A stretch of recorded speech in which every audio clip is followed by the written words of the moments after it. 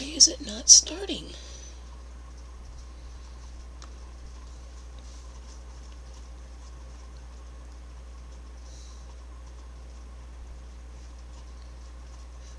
Hello everyone! I'm having some technical difficulties, but what else is new? Doing another spooky season video. This time it is about vampire TV series that I enjoyed. I like to share. I can't find my copy of Buffy the Vampire Slayer, but that's definitely on the list. It may be the top one. I don't know. I'm kind of iffy between two of them. Let's start with Dracula, the series. It's volume 1 and 2. So there's a total of 21 episodes. They're claiming that it's a mixture of The Lost Boys, Goonies, Indiana Jones, and Batman. A series that's got life, eternal life. Anyway, it's completely goofy. I picked this up on a whim when I saw it listed on Amazon a couple years ago. Oh geez, probably longer than that. 10 years ago? 13 years ago? I think I was still in school, so it may be as much as 15 years ago. I've had it for a while. Let's see. It stars George Johnson, Jacob Tierney, Joe Ronsetti, Bernard Behrens, Mia Kirshner. I'm not sure which one plays Dracula. Does it say? Anyway, there's a guy named Alexander Lucard. Gee, that's real creative there. A. Lucard is Dracula backwards. So, yeah. Two young American brothers figure out his secret and who he is. It's just absolutely silly. But it's fun. If you can find it, it's worth a look. It may not be the best thing out there, but it's worth a look. Then I have Blood Ties, seasons 1 and 2. I don't know if there's more than 2 seasons. At the time I picked these up, that's all I could find. It stars Christina Cox, Kyle Schmid, and Dylan Neal. She is a detective. And she becomes friendly with a guy named Henry Fitzroy, who was the Duke of Richmond back in the day. He's a graphic novelist and a 470-year-old vampire. This was pretty good. And if you like this one, you're going to like one that's coming up here in just a moment. I have Dark Shadows. This is the 1990 reboot that didn't even get a full season, which kind of pisses me off. Because they claimed nobody was watching it. Well, if nobody was watching it, why were there like 15 people in my dorm room every week watching it? Seems to me that's somebody. But they don't, at that point in time, they weren't counting college dorms in the ratings. And that's stupid. I mean, a lot of your target demographic is in there. If you want the 18 to 34-year-olds, count the college dorms. Just saying. This one had Ben Cross as Barnabas Collins, the main vampire.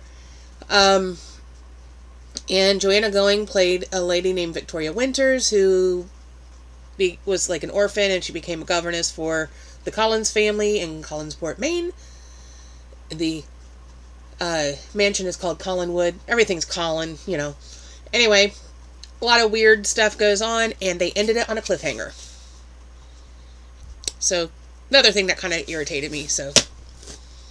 But, if you really want to get deeper into it, there was, back in the late 60s, early 70s, a black and white soap opera, which this 1990 version pulled from, is a reboot of that. You can find it on Amazon Prime.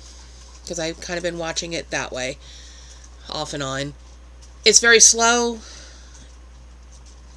where the 1990 version's a lot faster paced because they were doing like hour-long episodes and moving the story along because it wasn't being a soap opera. The older version was like a daily and half-hour episodes, and it took forever for anything to get done. I mean, you're well into season 2 before you even meet Barnabas, where in the 1990 version, you get Barnabas like in the first episode. So, just saying. And then there is Moonlight, which never got past the first season, and I find that very bizarre because it even mentions here on the back that it's a 16-episode, 4-disc set of the series voted the 2008 People's Choice Award for Favorite New TV Drama. That tells me people were watching it if they're voting it as their favorite new drama, right? Anyway, this guy here, that's Mick. Mick St. John, played by Alex Laughlin, who I believe went on to Hawaii Five-0 afterwards. He's like a private eye in LA. He's also a vampire. And he's kind of keeping tabs on a human woman that he rescued when she was a child, and then they came in contact again when she was older, and he's trying to keep her protected. And then my top 2 series are Forever Night, which I have the original Nick Knight pilot, which starred Rick Springfield as Nick Knight, but he didn't get to do the series. Instead, they had Jarrett Davies doing Nick Knight in the series. 3 seasons. I love this. It's set in Toronto. Nick Knight is a police officer.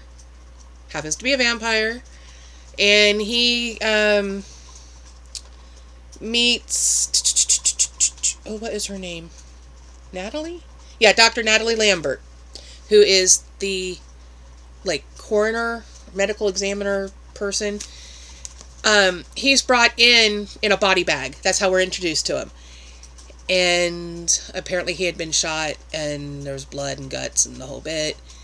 By the time she opens the body bag, he's absorbed the blood back in, and he's awake, and scares the crap out of her.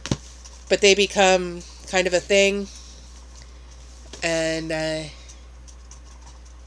it's like a crime drama with vampires. There's a couple other vampires that Nick knew. One of them is like his sire, and then that kind of stuff goes on. And of course, probably the best known of the vampire TV shows would be Buffy the Vampire Slayer, which I don't have my TV episodes here. I couldn't get to them. They're on a shelf that I couldn't reach. But I do have the movie, which I will be talking about in a different video. This is the movie that started the whole craze with Buffy. Christy Swanson was in the movie, and it's Sarah Michelle Gellar in the actual TV show. A lot of people like the TV show best and hate the movie. Well, you know what? I saw the movie in the theater a couple times. I loved it. I thought it was fun. It was campy.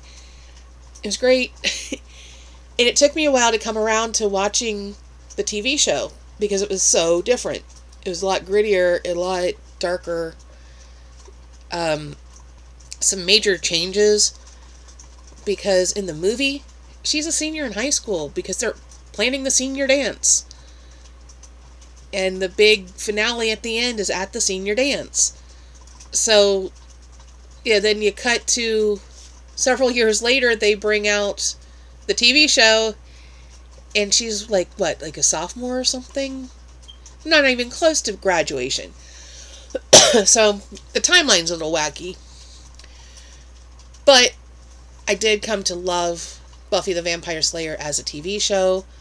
I have the full box set thing, and it is at a location that I can't quite get to at the moment. So, Anyway, that's a handful of vampire TV shows I thought I would share. Um, Someplace I also have the Vampire Diaries, and I didn't come across it when I was pulling things. I read the books back early 90s when they were new. Um, I recently reread the first two in the series, and it's okay. I liked it better when I was younger. I mean, come on, I just turned 50 this year, right? So when I was 18, 19, 20, yeah, I loved them. I thought they were great. And at that point, I was like, hey, you know what? Some of this YA stuff is pretty good. So I started reading some YA stuff. I really enjoyed the Vampire Diaries. They're up to, I don't know how many books now. It's a ridiculous number of books. And a lot of it is basically fan fiction written by the author. I don't know. It's weird. But that was a pretty decent TV show for me until they started bringing in the originals. And that just ruined it for me. And then they spun it off, the originals, into their own series. But and before that, the first, I don't know, 3-4 seasons, I really liked it. I also somewhere have True Blood, and I didn't come across it when I was pulling videos. There must be a box of videos someplace. I don't know where they are. It wasn't with these. But True Blood, I really, really liked until about the 5th or 6th season, one of the late seasons.